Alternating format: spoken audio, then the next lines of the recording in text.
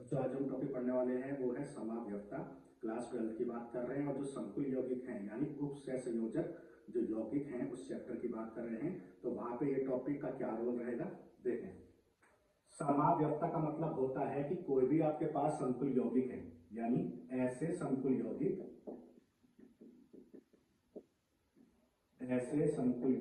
जिनके अणु सूत्र समान होते हैं परंतु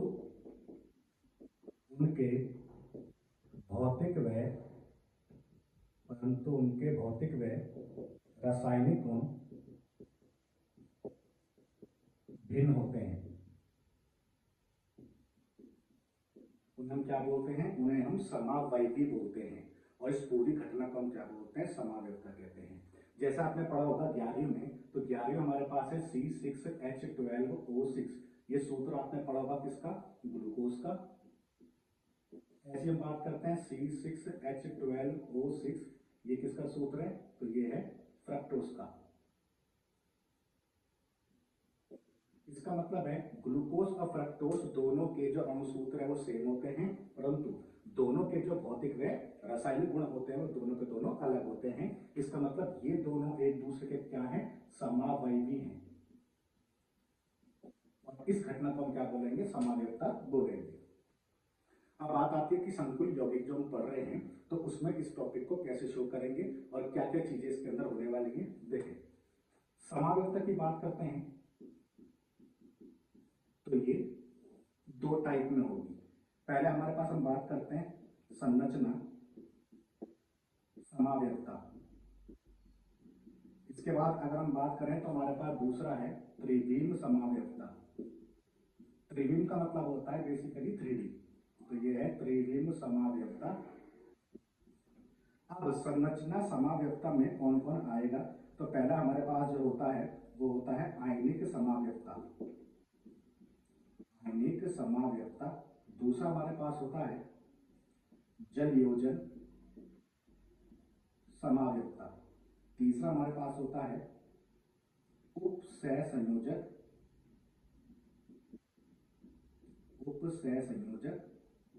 समाव्यवस्था। और चौथा जो हमारे पास लास्ट होता है, तो चौथा जो हमारे पास है उसमें क्या बोलते हैं? बंधन समाव्यवस्था। तो इसमें संरचना समाव्यवस्था में कितने पार्ट आएंगे? 4 पार्ट आएंगे। त्रिविम की बात करते हैं तो इसमें 2 हैं। एक तो होता है हमारे पास ज्यामिति समाव्यवस्था और दूसरा होता है हमारे पास प्रकाशीय समाव्यवस्था। ये हमारे पास 2 रहेंगी। तो ओवरऑल टोटल की बात करें तो 4 और ये 2, 6 हमारे पास क्या रहेंगी? समाव्यवस्था के पार्ट रहेंगे। तो एक एक करके इसको पढ़ते हैं, फिर शॉर्ट एंड ट्रिक क्या होगी फिर वो भी देखेंगे। देखिए सबसे पहला हमारे पास आता है आयनिक समाव्यवस्था। इसको मैं रफ नहीं कर रहा हूं ताकि आपको समझ में आता रहे कि हम क्या क्या कर रहे हैं। तो पहला हो गया आयनिक समाव्यवस्था। अब बात सुने, बात यह है कि आपको जो डेफिनेशन है वो कैसे याद करनी है। तो सुने, समाव्यवस्था की जो डेफिनेशन है उसमें एक पॉइंट कॉमन है, अणुसूत्र का समान होना। इसका मतलब है ऐसे संकुल यौगिक जिनके अणुसूत्र समान होंगे। अब जो हेडिंग है वो क्या है? आयनिक, यानी ऐसे संकुल यौगिक जिनके अणुसूत्र समान होंगे परंतु वो अलग अलग आयन विलयन के अंदर देंगे। यानी जब ये टूटेगा तो टूटने के बाद प्लस और माइनस का चार्ज बनेगा, तो वो आयन अलग अलग होंगे। तो जो भी डेफिनेशन आप याद करोगे हेडिंग अपोजिट है, अणुसूत्र समान रहेगा। जैसे एग्जांपल की बात करते हैं, मेरे पास है CuNH3 का होल 5 SO4 Br और मेरे पास है CuNH3 का होल 5 SO4 Br और SO4। इन दोनों को ध्यान से देखें तो ये और ये CO एक है, NH3 5 है, Br और SO4 बात करें तो दोनों एक एक हैं। इसका मतलब इन दोनों के जो अणु सूत्र है वो सेम है जो मैंने बात करी। अब ये बात आती है आयनिक की, तो इसका मतलब है जब हम इसको तोड़ेंगे प्लस माइनस में तो अलग अलग आयन मिलने चाहिए, और अगर मिलते हैं तो इसका मतलब ये आयनिक समाव्यवस्था देगा। देखें इसको अगर हम ब्रेक करते हैं तो सबको पता है कि Br पे चार्ज होता है माइनस का 1, इसका मतलब पूरे ब्रैकेट पे चार्ज होगा प्लस का 1, यानी CuNH3 SO4 और ये प्लस का A। अब इसको ब्रेक करें तो SO4 पे चार्ज होता है -2 प्लस ब्रैकेट हो गया CuNH3 का होल 5 Br। अब SO4 पे क्योंकि चार्ज कितना है -2 है, तो इसका मतलब इस ब्रैकेट पे चार्ज रहेगा +2। अब देखें ये जो दोनों आयन आपको मिले हैं ये, और ये जो दोनों आयन में SO4 और यहाँ पे Br है, इसका मतलब है कि इन दोनों के अणु सूत्र तो सेम थे, परंतु टूटने के बाद डिफरेंट आयन मिले हैं, यानी अलग अलग आयन मिले हैं। इसका मतलब ये आयनिक समावयवता देगा। आयनिक समावयवता के लिए ध्यान रखना है कि बाहर वाला और अंदर वाला जो आयन है वो अलग अलग होना चाहिए। अगर अलग अलग है तो आयनिक समावयवता देगा। जैसा आपसे बोला जाए, मान लो ये M है, ABCD मान लेते हैं, कुछ भी बाहर कुछ नहीं है, इसका मतलब जब बाहर कुछ है ही नहीं तो ये प्लस माइनस में नहीं टूटेगा, इसका मतलब ये आयनिक समावयवता नहीं देगा। तो आयनिक के लिए बाहर होना कुछ जरूरी है, और जो बाहर होगा और जो अंदर होगा दोनों पे चार्ज होना चाहिए, मतलब उदासीन लिगेंड नहीं होना चाहिए। जैसा आपने पढ़ा है क्या, NH3 पे कोई चार्ज नहीं होता, H2O पे कोई चार्ज नहीं होता, तो हमें चार्ज वाले चाहिए बाहर और अंदर, ताकि दोनों के चार्ज अगर अलग अलग हैं, यानी दोनों आयन अगर अलग अलग हैं तो वो आयनिक समावयवता देंगे। अब बात आती है यहां से कि कैसे पता करें कब Br भार होगा या कब SO4 भार होगा। तो इसके लिए हम क्या करेंगे, परीक्षण करेंगे। देखें, परीक्षण की बात करते हैं तो एक है सिल्वर नाइट्रेट परीक्षण और एक है बेरियम क्लोराइड परीक्षण। तो ये दो परीक्षण हमें करने हैं जिससे प्रूफ होता है कि कब Br भार होगा और कब SO4 भार होगा। देखिए, तो फिलहाल मैं इसको रफ कर रहा हूं, दोबारा इसको लिख दूंगा ताकि आपको समझ में आ जाए। देखिए, जैसे पहले हम बात करते हैं इसकी इसकी इसकी और इसकी, ठीक है, दोनों की बात कर लेंगे। तो हमारे पास ये हो गया CuNH3 का whole 5 SO4 plus Br minus. अगर मैं इसमें दोनों टेस्ट करता हूं, यहाँ पे लिख लिया सिल्वर नाइट्रेट AgNO3 और यहाँ लिख लिया बेरियम क्लोराइड यानी BaCl2। अब एक सोचने वाली बात है, इस Br पे चार्ज है -1, सिल्वर पे चार्ज होता है +1, बेरियम पे चार्ज होता है +2। तो बैलेंसिंग की बात करते हैं तो यहाँ -1 है, यहाँ +1 है, इसका मतलब ये Ag और ये Br मिलकर AgBr का अवक्षेप बना लेंगे। अवक्षेप का मतलब होता है जो चीज घुलती नहीं है और नीचे बैठ जाती है, तो उसको हम क्या बोलते हैं, अवक्षेप बोलते हैं। तो यहाँ पे सिल्वर ब्रोमाइड का अवक्षेप बन जाएगा, और अवक्षेप अगर बनता है तो इससे समझ में आता है कि इस वाले पार्ट में Br कौन होगा, वो भार होगा। ठीक है, इसका मतलब यहाँ इसके साथ कोई रिएक्शन नहीं होगी। अब बात करते हैं सेकंड वाले की। तो सेकंड हो गया CuNH3 का होल 5 Br +2 और SO4 2-। अब जरा देखें, SO4 पे चार्ज -2 है, इसका मतलब है प्लस के 2 वाले के साथ ये क्रिया करना चाहिए। तो यहाँ हमने ले लिया सिल्वर नाइट्रेट और यहाँ हमने ले लिया बेरियम क्लोराइड। बेरियम पे चार्ज +2 होता है, सिल्वर पे +1 होता है, तो सिल्वर के साथ तो बैलेंसिंग में नहीं है। बेरियम पे +2 है, SO4 पे -2 है, यानी बैलेंस है, तो बेरियम सल्फेट का अवक्षेप यहाँ बन जाएगा और सिल्वर नाइट्रेट के साथ कोई क्रिया नहीं होगी। तो यहां से हम इस टेस्ट से प्रूव करते हैं कि कब किस संकुल यौगिक में कौन भार होगा। तो पहले वाले केस में जो Br भार है वो पता चला AgBr के अवक्षेप बनने से, और दूसरे वाले केस में SO4 भार है तो वो पता चला BaSO4 यानी बेरियम सल्फेट के अवक्षेप बनने से। तो आई होप इतना पार्ट आपको समझ में आया होगा। अब बढ़ते हैं सेकंड पार्ट पे। तो सेकंड पार्ट आपके पास क्या है, सेकंड पार्ट है आपके पास जलयोजन समावयवता। जलयोजन समावयवता, अच्छा, इसमें आप देखें तो नाम से समझ में आ रहा है जलयोजन का मतलब जल, जल का मतलब पानी। तो इसका मतलब है जिस संकुल यौगिक में पानी होगा इसका मतलब वो जलयोजन समावयवता देगा। ये तो सोचने वाली बात हो गई। तो जहां भी तुमको पानी दिखता है संकुल यौगिक के अंदर तो वो जलयोजन समावयवता देगा, और उसके समावयवी कितने बनेंगे वो भी देखते हैं। देखो, जैसे मेरे पास है CuH2O का होल 6 Cl3। आपसे पूछा जाए कि कौन सी समावयवता देगा, तो इस पानी को देख के समझ में आ गया कि जलयोजन समावयवता देगा। आयनिक देगा तो नहीं देगा, क्योंकि Cl तो चार्ज माइनस का होता है पर H2O पे चार्ज नहीं होता। इसका मतलब दोनों तरफ चार्ज अलग अलग नहीं है, इसका मतलब ये आयनिक रूप में नहीं टूटेगा, तो ये आयनिक की समानता भी नहीं देगा। अब बात करते हैं कि इसके समावयवी कैसे बनेंगे। आपको करना ये है, जितने Cl यहाँ पे हैं उसमें से एक एक करके Cl को अंदर लाएंगे और एक H2O को बाहर करते जाएंगे। जैसे एक Cl की एंट्री अंदर हुई तो एक H2O बाहर हो गया, बचा क्या CO H2O, 6 में से कितने रह गए 5। एक Cl की एंट्री अंदर हो गई, 2 Cl बचे हुए हैं, एक पानी बाहर हो गया। इन दोनों को ध्यान से देखें तो दोनों के दोनों कोबाल्ट एक है, पानी 6 है, 5 और एक 6 है, Cl 3 है, 2 और एक Cl 3 है। दोनों के अणु सूत्र तो सेम है, परंतु दोनों के संकुल यौगिक सेम नहीं है, मतलब दोनों के भौतिक रासायनिक गुण अलग अलग होंगे। ठीक है, अब यहाँ पे Cl कितने बचे 2, तो फिर से एक Cl अंदर, एक H2O बाहर, तो क्या बन जाएगा CO H2O कितने 4। Cl एक अंदर आया, Cl2 हो गया क्योंकि एक Cl पहले से है, बचा एक Cl और साथ में 2H2O। 4 और 2 6 पानी है, यहाँ भी 6 पानी है और यहाँ भी 6 पानी है। अणु सूत्र अभी भी तीनों के सेम है, परंतु संकुल यौगिक अलग अलग है। ठीक है, अब बात करते हैं एक Cl बच रहा है तो इसको भी अंदर लेकर आ जाएंगे, एक H2O को बाहर कर देंगे, तो CO H2O का होल थ्राइस Cl3.3H2O। तो अभी भी अगर देखें तो 3 और 3 6 पानी है, 3 Cl है, एक कोबाल्ट है। इन चारों की बात करते हैं तो इस वाले संकुल यौगिक के इतने समावयवी बनेंगे। तो टोटल की बात करते हैं तो टोटल कितने हो जाएंगे 4 हो जाएंगे।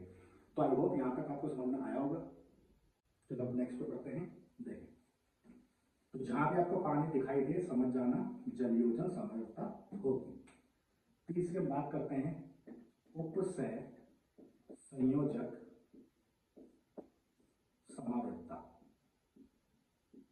अब इसकी पहचान क्या है, देखें, इसकी पहचान ये है जहां भी तुम्हें 2 ब्रैकेट दिख जाएं इसका मतलब वो उपसय संयोजक समावयवता देगा। ये शॉर्ट हैंड ट्रिक है। देखें, एक ब्रैकेट ये हो गया, एक ब्रैकेट ये हो गया, तो 2 ब्रैकेट तुम्हें जहां भी दिखेंगे तो वहां पे उपसय संयोजक समावयवता होगी। एग्जाम्पल के लिए बात करते हैं, CO हमारे पास है NH3 का होल 6, Cr Cl का होल 6। तो दोनों ब्रैकेट को देख के तो समझ में आया तो है।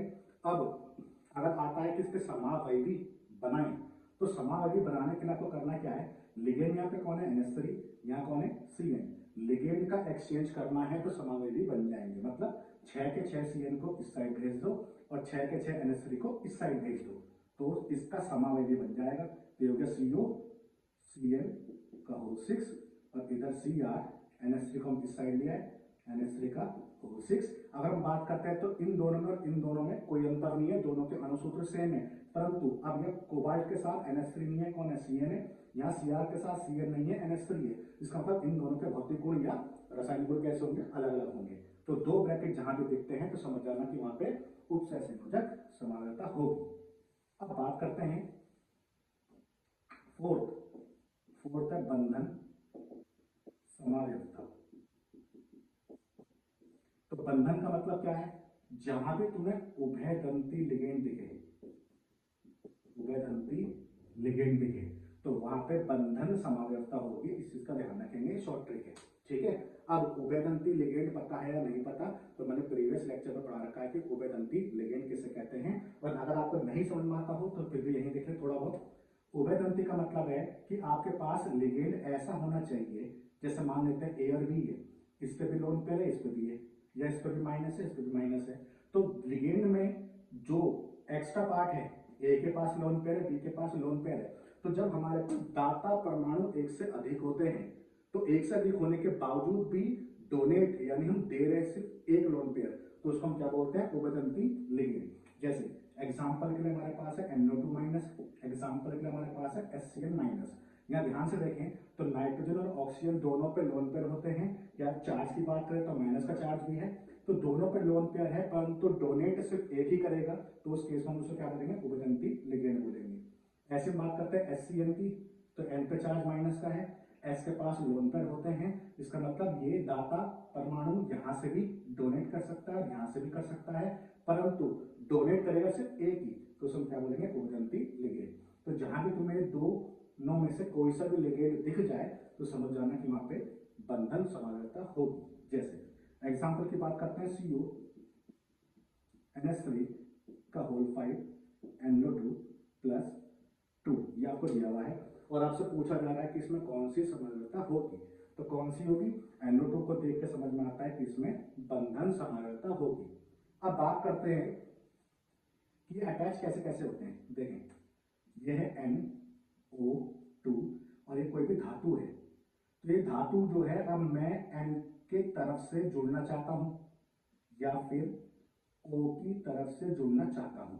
तो ध्यान से देखें, NO2 में N की तरफ से भी जुड़ सकता है या O की तरफ से भी जुड़ सकता है, पर जुड़ेगा एक ही, तो उसको क्या बोलते हैं? उभयदंती लिगेंड बोलते हैं।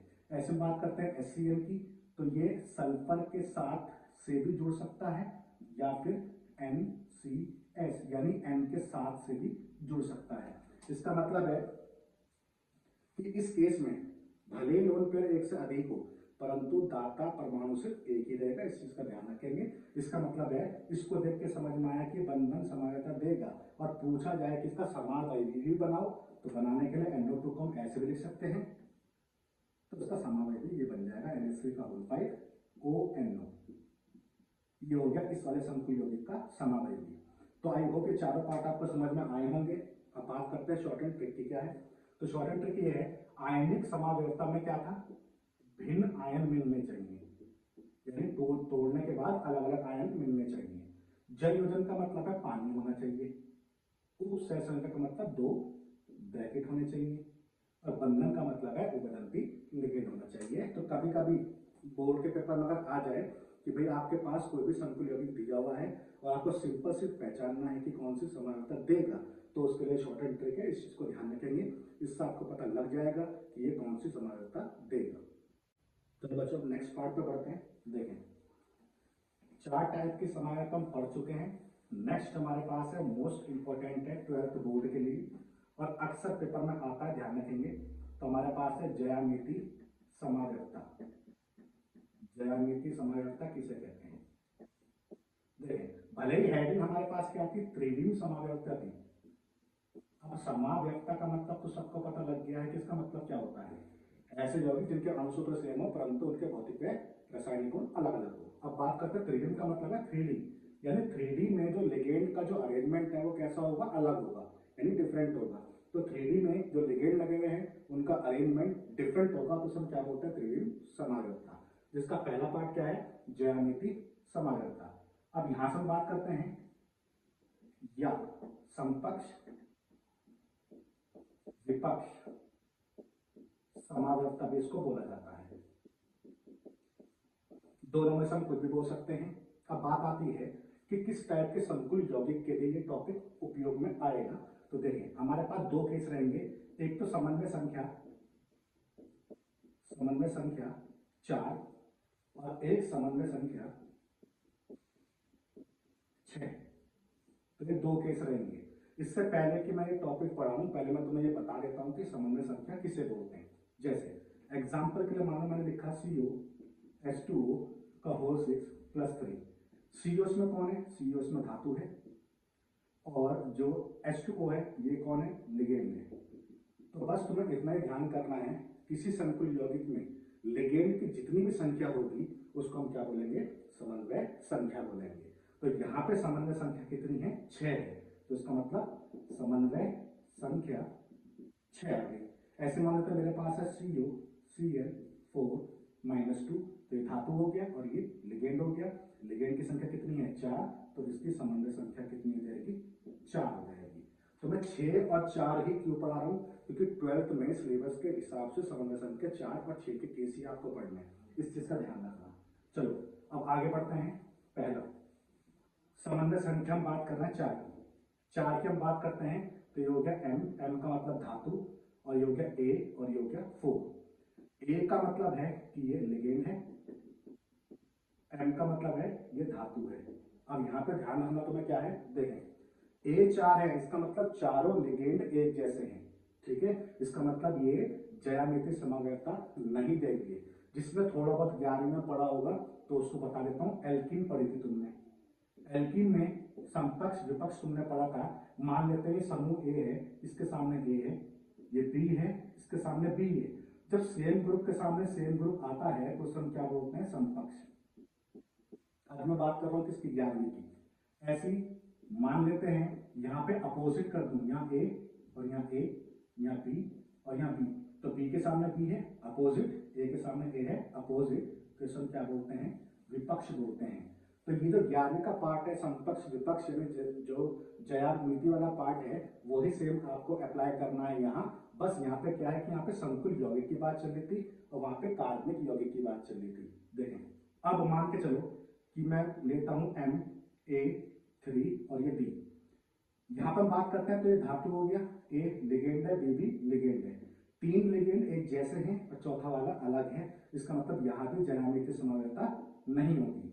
हम बात करते हैं Ma2B2, देखो दो एक जैसे हैं, दो एक जैसे हैं, इसका मतलब है ज्यामिति समवेतता देगा। तो पहले जो दो केस है इसमें ज्यामिति समवेतता पॉसिबल नहीं है। और समन्वय संख्या की बात करते हैं तो लिगेंड 4 है तो समन्वय संख्या 4 हो गई, 3 और 1 4 हो गई, 2 और 2 4 हो गई। अच्छा देखिए सेंटर में मैंने क्या रख दिया, सेंटर में हो गया धातु यानी M, ए मान लो यहाँ रख दिया, यहाँ रख दिया, बी यहाँ रख दिया और यहाँ रख दिया, तो ए के सामने ए है, बी के सामने बी है, तो ये कैसा हो गया समपक्ष। ऐसी बात करें अपोजिट की तो ये सेंटर में M हो गया, ये ए इसके अपोजिट ए, ये बी इसके अपोजिट बी, तो बी के अपोजिट बी है, ए के अपोजिट ए है, तो ये कैसा हो गया विपक्ष हो गया। तो ये हमने ए और बी के हिसाब से समझा। अब हम क्या करते हैं एग्जांपल लेते हैं, जैसे PTNS3 का होल ट्वाइस Cl2।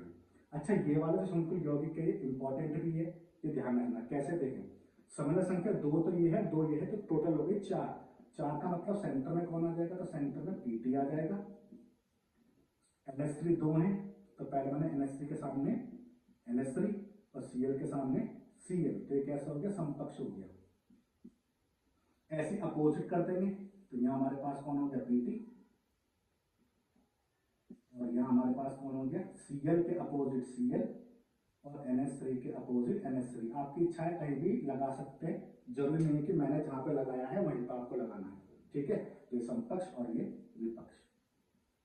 अब बात करते हैं जो समपक्ष है, तो समपक्ष वाले को हम सिस्प्लेटिन भी बोलते हैं, सिस्प्लेटिन या समपक्ष प्लेटिन भी बोलते हैं। और ये क्या होता है, ये एंटी कैंसर एजेंट होता है, एंटी कैंसर एजेंट होता है, यानी जो कैंसर है उसको रोकने के लिए हम इस दवाई का यूज भी करते हैं। सिस्प्लेटिन जो है वो समपक्ष वाले के लिए है, इस चीज का ध्यान रखना। तो पेपर में कभी कभी आता है इसका वो वाला संकुल यौगिक बनाओ जो एंटी कैंसर एजेंट का काम करता हो। तो एंटी कैंसर एजेंट का काम कौन करता है, समपक्ष वाला। तो हमें समपक्ष वाली संरचना बना के आनी है, विपक्ष वाली बना के नहीं आनी है। तो आई थिंक यहां तक आपको समझ में आ गया होगा। अब बात करते हैं कि आपने 11वीं में पढ़ा था कि अगर हमारे पास समूह की संख्या 4 होती है तो संरचना चतुष्फलकीय भी हो सकती है। जरूरी नहीं है, ये जो मैंने संरचना भी ड्रॉ की थी जिसको हम क्या बोलते हैं वर्ग समतल, वर्ग समतल। तो ज्यामिति समानता जो है वर्ग समतल वाले केस में बनती है। पर 4 की अगर मैं बात करता हूं, सपोज करें ये ए है और ये ए, ये बी है और ये बी, तो मैं इस 4 को ऐसे भी बना सकता हूं, ए बी और बी। इसका मतलब ये संरचना कैसी है, चतुष्फलकीय है। ये संरचना कैसी है, चतुष्फलकीय है।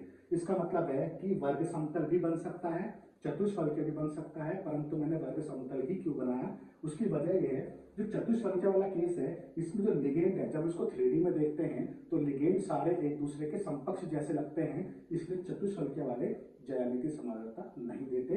और एक क्वेश्चन भी आता है कि चतुष्फलकीय वाले ज्यामितीय समानता क्यों नहीं देते, क्यों, क्योंकि सभी लिगेंड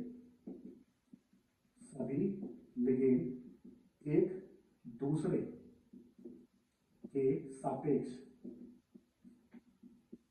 समकक्ष होते हैं, ठीक है, इसलिए ये ज्यामितीय समानता नहीं देते। इस चीज को ध्यान रखना।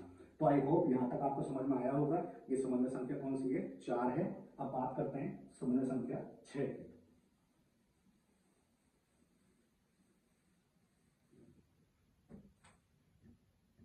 तो जो हो गया हमारे पास समन्वय संख्या 6 यानी सेकंड। सबसे पहले हम ये चेक करेंगे कौन जो सामान्य संख्या 6 वाला है कौन जो ज्यामिति समानता नहीं देगा। तो जैसे धातु लिगेंड 6, ये 6 के 6 एक जैसे हैं, इसका मतलब समकक्ष विपक्ष नहीं बना पाएंगे, तो ये नहीं देगा। MA5B, कम से कम 2 भी होते तो हम समकक्ष विपक्ष कर सकते थे, तो ये भी नहीं देगा। MA4B2, सामान्य संख्या 6 है, 5 और 6, 4 और 2 6। अब इस केस में देखें तो A 4 है और B 2 है, तो इस चीज का ध्यान रखना है आपको कि जिस लिगेंड की संख्या कम होगी उसके हिसाब से हम समकक्ष और विपक्ष बनाएंगे। तो यहाँ पे A 4 है, B 2 है, तो संख्या कम इसकी है, तो इसके हिसाब से समकक्ष और विपक्ष बोलेंगे। अब समन्वय संख्या तो 6 होती है, इसकी संरचना होती है अष्टफल की है। संरचना कैसी होती है? अष्टफल की है। अष्टफल के यानी ऐसे ऐसे होती है, ठीक है। तो सेंटर में कौन है? मेटल यानी धातु। अब मैंने बोला है कि हम जिसकी संख्या कम होगी उसके हिसाब से हम क्या बोलेंगे? समकक्ष और विपक्ष। तो मान लो मैंने बी यहाँ रखा है, तो इसके सामने बी यहाँ रख दिया, तो ये कैसा हो गया? समकक्ष। या बी यहाँ रखा है तो यहाँ रख दिया, समकक्ष। या यहाँ रखा है यहाँ रख दिया, तो समकक्ष हो जाएगा। ऐसे हम विपक्ष की बात करते हैं, तो विपक्ष में हम इस बी को अपोजिट कर देंगे, जैसे एक बी यहाँ और एक बी यहाँ, तो ये अपोजिट हो गया, तो ये कैसा हो गया? विपक्ष। तो बाकी जो ए बचे वो ए लगा देंगे, जो गए ए। तो ये कौन सा केस हो गया? समकक्ष, और ये विपक्ष। अब बात आती है कोई एग्जाम्पल। हाँ, तो एग्जाम्पल देख लेते हैं। यह है CuNH3 का whole 4 Cl2 plus MA4B2, 4 ligand एक जैसे हैं, 2 एक जैसे हैं। संख्या किसकी कम है? इसकी संख्या कम है, तो इसके हिसाब से हम समकक्ष और विपक्ष बनाएंगे, यानी Cl के बेस पर। तो हमारे पास सेंटर में कौन हो गया? सेंटर में हो गया CO यानी धातु। अब Cl की संख्या कम है, तो Cl के सामने Cl जैसे हमने यहाँ किया है। बाकी क्या बचे? NH3 4, तो NH3 लगा देंगे, NH3 NH3 NH3 और ये NH3। ये कैसा हो गया? ये हो गया समकक्ष। अब विपक्ष बनाना है तो Cl के हिसाब से बनेगा, अपोजिट कर देंगे, तो ये हो गया CO,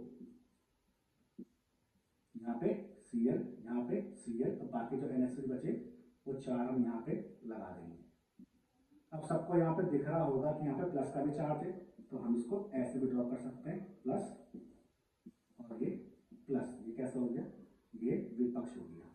तो आई होप ये एग्जांपल आपको समझ में आया होगा। अब ये काम करते हैं, एग्जांपल लेते हैं ड्यूअलिटी लिगेंड का, ताकि उसको भी तुम्हें कोई दिक्कत ना आए। देखें एग्जांपल, जैसे हमारे पास है COEN का होल ट्वाइस Cl2 प्लस, ये जो EN है इसका नाम है एथिलीन डाइएमीन। मैं पढ़ा चुका हूँ लिगेंड के बारे में, तो आप उस वीडियो को पहले जाकर वहाँ चेक कर सकते हैं लिगेंड कौन होते हैं और कितने टाइप के होते हैं। देखें EN की बात करते हैं, तो EN हमारे पास होता है द्विदंती लिगेंड। द्विदंती का मतलब हुआ कि ये 2 पोजीशन घेरेगा, यानी अकेला ही कितने के बराबर होगा? 2 के बराबर होगा। तो ये कितने हैं? 2, तो 2 और 2 कितने हो गए? 4 और 2 6। तो इसका मतलब इसकी समन्वय संख्या भी कितनी है? 6 है। और समन्वय संख्या इसकी 6 है, इसका मतलब इसकी संरचना कैसी बनेगी? अष्टफल की है। अब क्योंकि ये 4 है, ये 2 है, तो संख्या कम किसकी है? इसकी। तो इसके हिसाब से समकक्ष और विपक्ष बनेगा।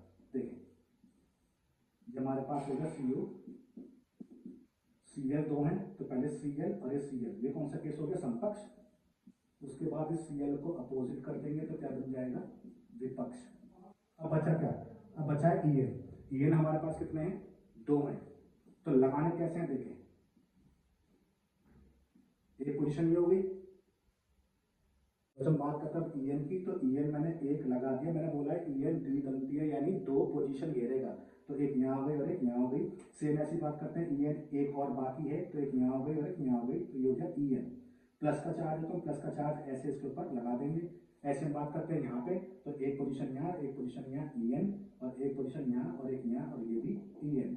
बाकी प्लस का चार्ज एक है, तो यहाँ पे प्लस का चार्ज एक लगा देंगे। अब Cl के सामने Cl है, तो ये कौन सा केस हो गया? ये हो गया समकक्ष का। और Cl अपोजिट का, ये कौन सा केस हो गया? विपक्ष का। ऐसे हम यूज कर सकते हैं कौन सा केस? देखें ऐसे हम यूज कर सकते हैं कि EN की जगह आपकी बात जो द्विदंती हमें लिगेंड दिया है वो EN नहीं है, कौन है? OX है, यानी COOX का होल ट्वाइस Cl2 -3। यहाँ पे जो OX है ये भी कैसा है, द्विदंती लिगेंड, और इसका नाम क्या है, ऑक्सलेटो, यानी ये भी अकेला 2 के बराबर है। तो 2 और 2 4 और 2 6, तो समूह संख्या इसकी भी 6 होगी। यहाँ पे संख्या इसकी 4 है, यहाँ पे इसकी 2 है, इसका मतलब संख्या कम कहाँ यहाँ है, तो इसी के बेस पर हम क्या बोलेंगे, समकक्ष और विपक्ष बोलेंगे। जैसे स्ट्रक्चर ड्रॉ करें तो ये हो गया Cu, ये हो गया Cl के सामने Cl, तो ये हो गया समकक्ष, और यहाँ पे हमारे पास हो गया Cl के अपोजिट Cl, तो ये कौन सा हो गया, विपक्ष। अब बात करते हैं OX की, तो OX द्विदंती है तो 2 पोजीशन घेरेगा, तो ये OX यहाँ हो जाएगा और एक OX यहाँ हो जाएगा। चार्ज कौन सा है, माइनस का 3 है तो -3 लगा देंगे, ऐसे एक OX यहाँ हो जाएगा और ऐसे एक OX यहाँ हो जाएगा, और बाकी चार्ज कौन सा हो जाएगा, -3 हो जाएगा। तो ये हमारे पास कौन सा केस हो गया, समकक्ष, और ये हमारे पास कौन सा केस हो गया, विपक्ष। तो ये हमारे पास कौन सा आ गए हैं, ज्यामितीय समवर्त हमारे पास आ गए हैं। अब बात करते हैं लास्ट जो एक एग्जाम्पल रह गया है, वो थोड़ा हटके है, इसलिए वो भी समझ लो ताकि कोई दिक्कत ना आए। देखें, एक हमारे पास केस आता है न्यू MA3 और B3 का। ये जो A है लिगेंड है, B भी लिगेंड है, 3 एक जैसे हैं, 3 एक जैसे हैं।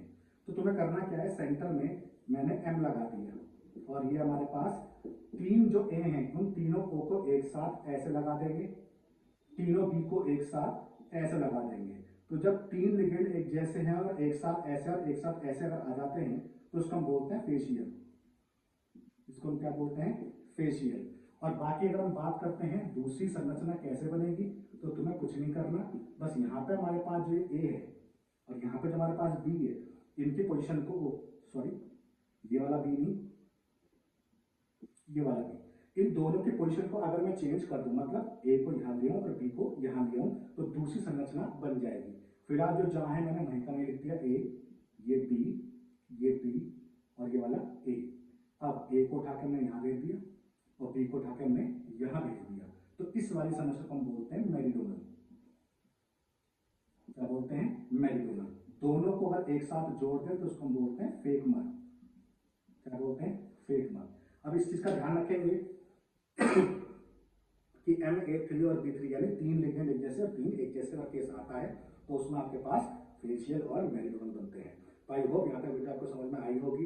इसके बाद हमारे पास क्या बचता है, तो प्रकाशिक समावर्त बचती है, जो कि मैं नेक्स्ट वीडियो में आपको पढ़ाऊंगा और जो डिटेल उसकी बात होगी वो आपको बताऊंगा। तो आई होप ये वीडियो आपको अच्छी लगी होगी। तो इस टाइप की वीडियो देखने के लिए हमारे चैनल को देखते रहिए।